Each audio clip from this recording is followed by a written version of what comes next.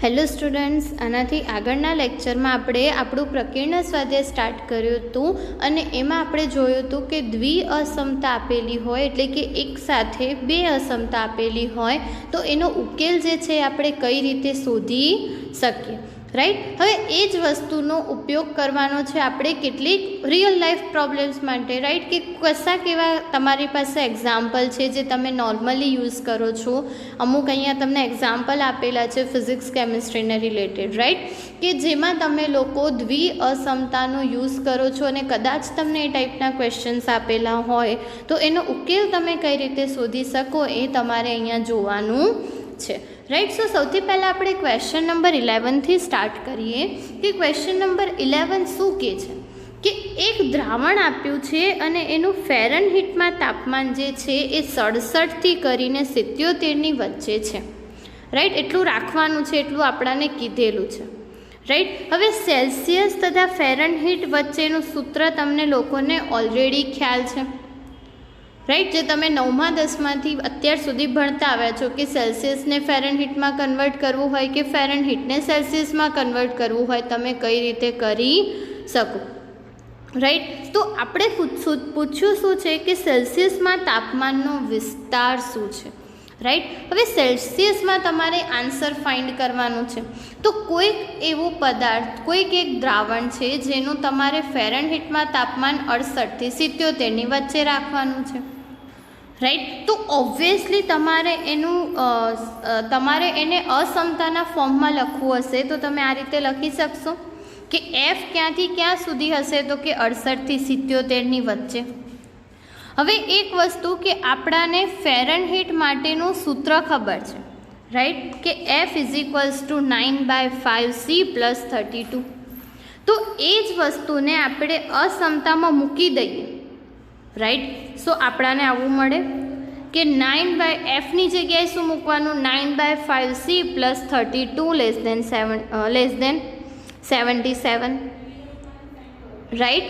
સો શું કીધું છે તમને કે તમારે 68થી 77ની વચ્ચે હવે તમારે સેલ્સિયસની વાત કરવાની છે. તો જેવી રીતે હવે આપણે તમે આનાથી ફેમિલિયર છો કે આ ટાઈપની અસમતા જે છે એ આપણે ઉકેલી છે, રાઈટ. આપણે એક્સ માટે ઉકેલી છે, અહીંયા તમને સી માટે આપેલી છે, રાઈટ. સો એમાં કોઈ જ મોટી વાત નથી. જે રીતે એક્સની વેલ્યુ શોધતા હતા એવી રીતે અહીંયા સીની વેલ્યુ શોધવાની.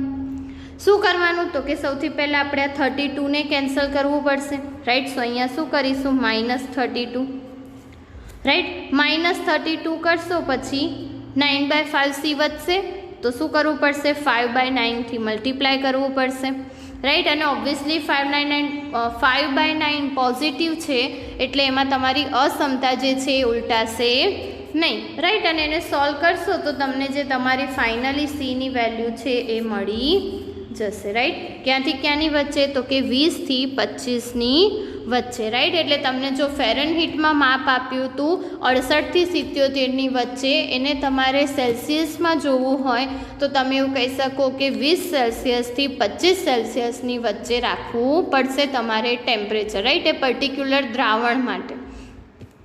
ઓકે. સો કદાચ તમે સૂત્રમાં કિંમત મૂકીને બી શોધી શકો એ વસ્તુ ઓલરેડી તમે કરી છે, પણ એક સાથે તમારે બંને શોધવા હોય તો ત્યાં તમે અસમતાનો યુઝ કરી શકો, રાઈટ. સો આ રીતે તમને કોઈ પણ એ ટાઈપના એક્ઝામ્પલ્સ આપ્યા હોય તો ઇઝીલી તમે એનું સોલ્યુશન જે છે એ શોધી શકો, રાઈટ.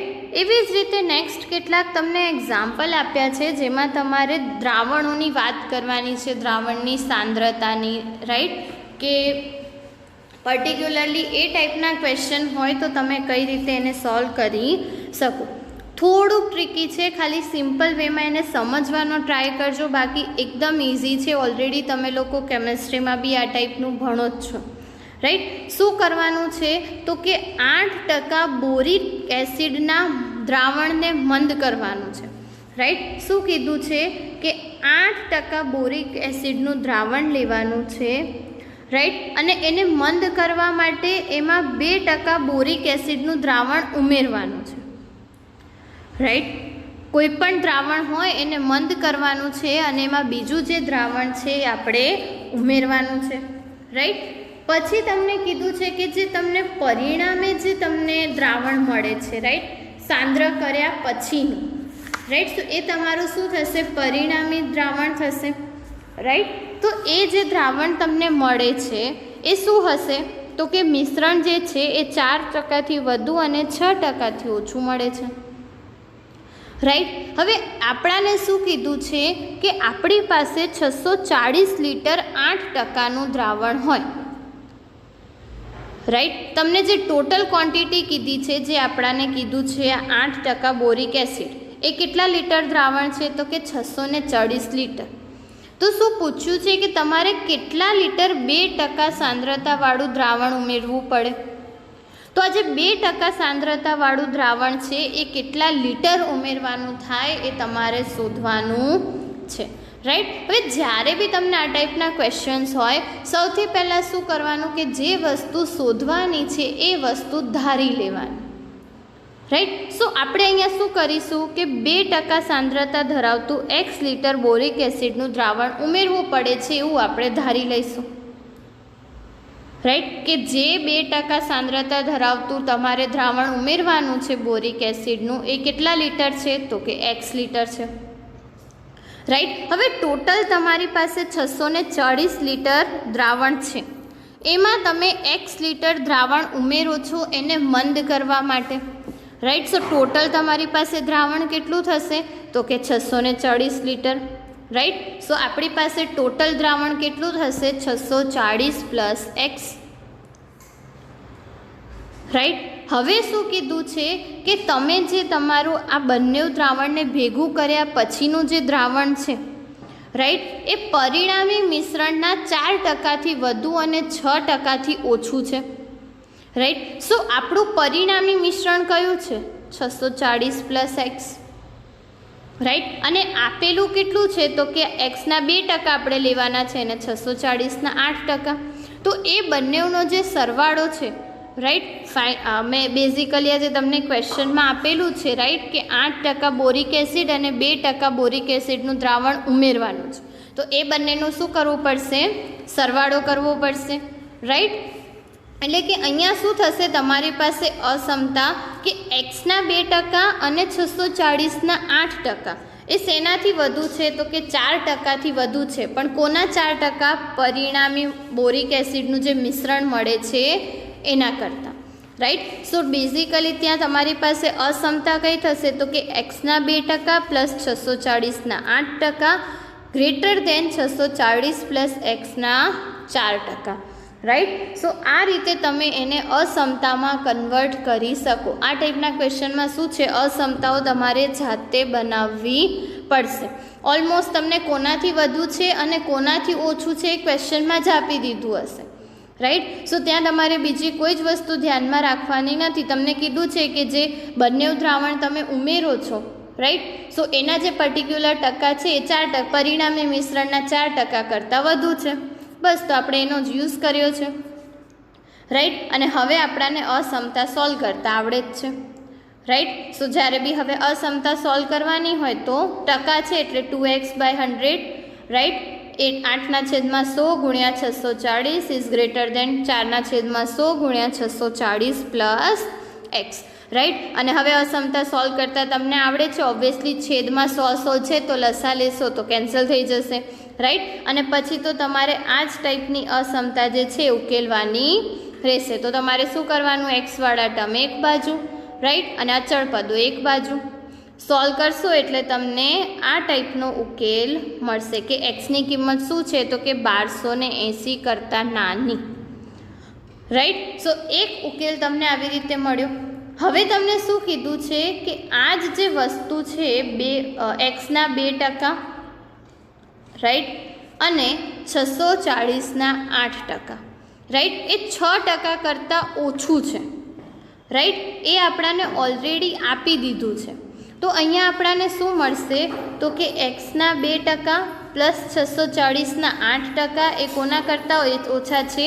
પરિણામી દ્રાવણના 6% કરતાં ઓછા છે. એટલે કે 640 પ્લસ એક્સના 6% કરતાં ઓછો, રાઈટ. સો એમાં તમે સોલ્યુશન ફાઇન્ડ કરશો તો એ જ વસ્તુ 2x/100 8/100 ગુણ્યા 640 અને 6/100 ગુણ્યા 640 પ્લસ એક્સ, અને ત્યાં બી તમારે શું કરવાનું છે તો કે અસમતા જ સોલ્વ કરવાની છે, રાઈટ. સ્ટેપ બાય સ્ટેપ તમે અસમતા સોલ્વ કરશો તો તમને ફાઇનલી આન્સર શું મળશે?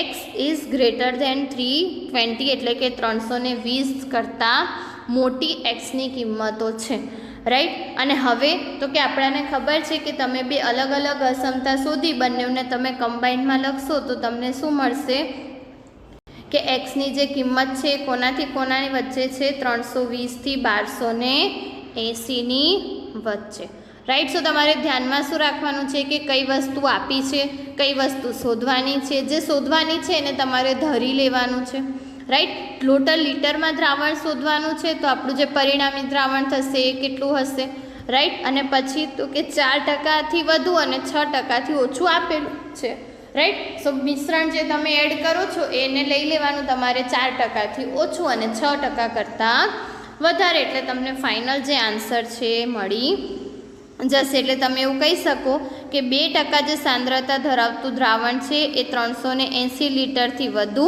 અને 1280 લીટરથી ઓછું ઉમેરવાનું થાય, રાઈટ. સો આ રીતે તમે કોઈ પણ ક્વેશ્ચન આપ્યો હોય તો તમે ઇઝીલી એનું જે સોલ્યુશન છે એ અસમતાનો યુઝ કરીને શોધી શકો, રાઈટ.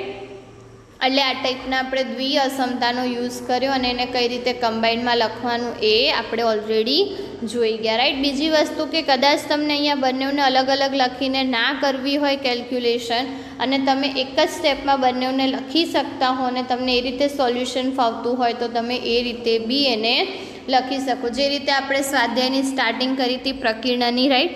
અને જોયું હતું કે 1થી કરીને લગભગ 6 સુધીના ક્વેશ્ચનમાં તમને 2 અસમતાઓ સાથે આપેલી હતી, રાઈટ. અહીંયા તમે જોશો તો વચ્ચેનો પોર્શન તો બેઉમાં સેમ જ છે, રાઈટ. સો કદાચ તમને ફાવતું હોય, આપણે જોયું એમ કે આ જે બંને વચ્ચેના પોર્શન છે આપણી પાસે આ અને ઓકે, રાઈટ. એ તો બંનેમાં સેમ જ છે, રાઈટ. તો એ બંને જે છે એક્સના 2% અને 640ના 8% અને એક્સના 2% 640ના 8%.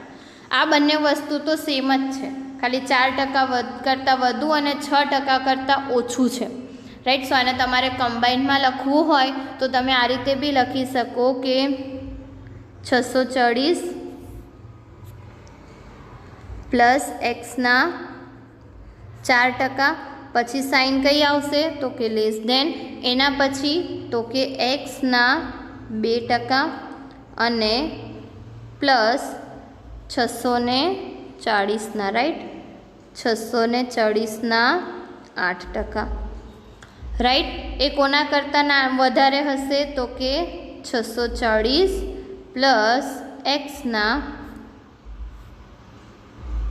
6%, રાઈટ. સો આ રીતે તમે કમ્બાઇનમાં લખશો પછી એને સોલ્વ કરશો તો બી તમને સેમ આન્સર મળશે, રાઈટ. સો તમને બંને અલગ અલગ સોલ્વ કરવા હોય તો બી ઇટ્સ ઓકે અને અલગ અલગ કરવા હોય તો બી કરી શકો, રાઈટ. સો આ રીતે તમે પર્ટિક્યુલર જે ક્વેશ્ચનનો આન્સર છે શોધી શકો.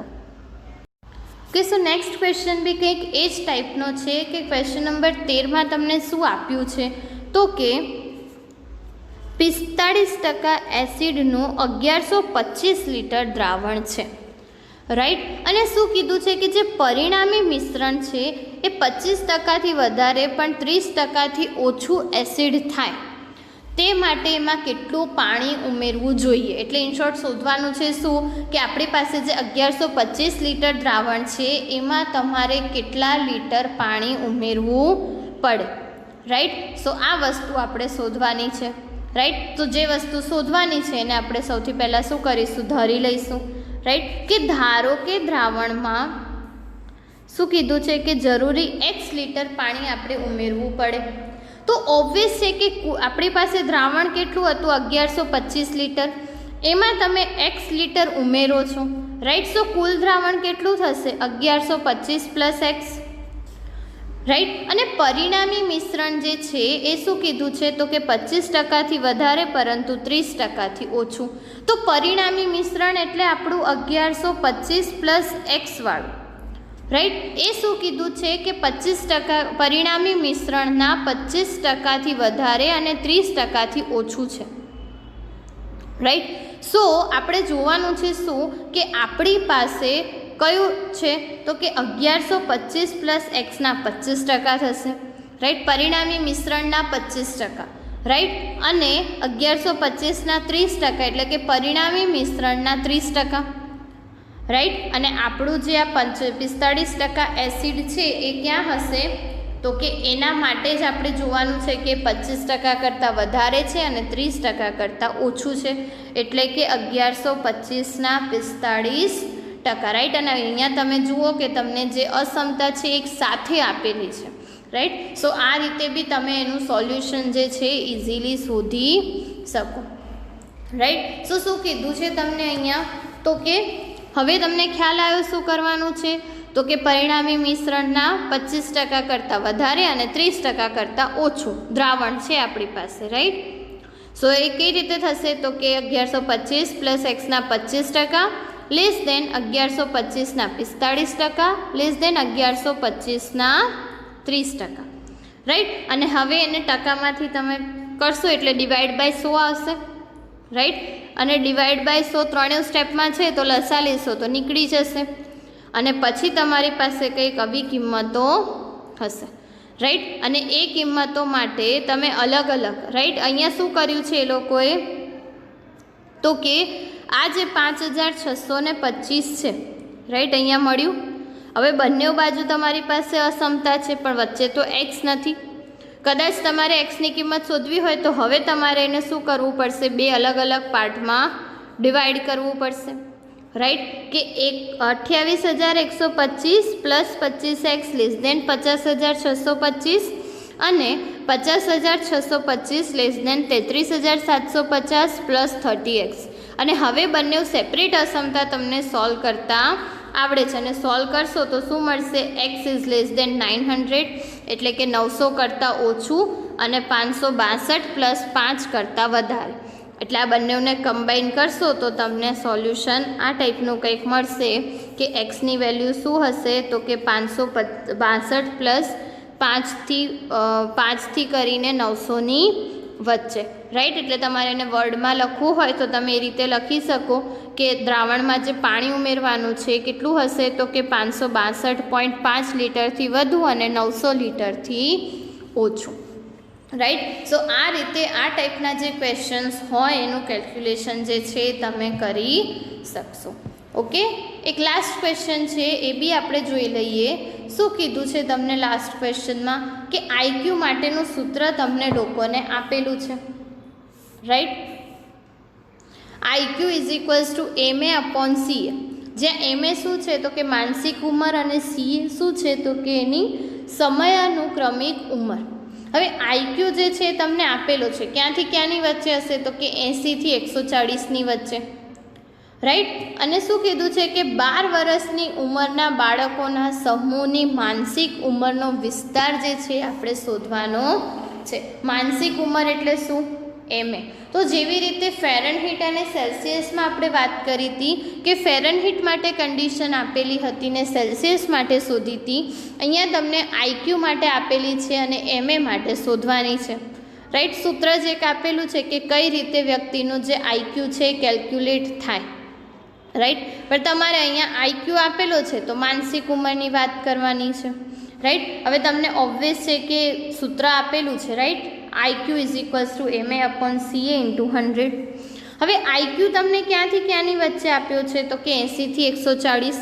હવે આપણે આઈક્યુની જગ્યાએ સૂત્ર મૂકીએ તો આવું કંઈક મળે.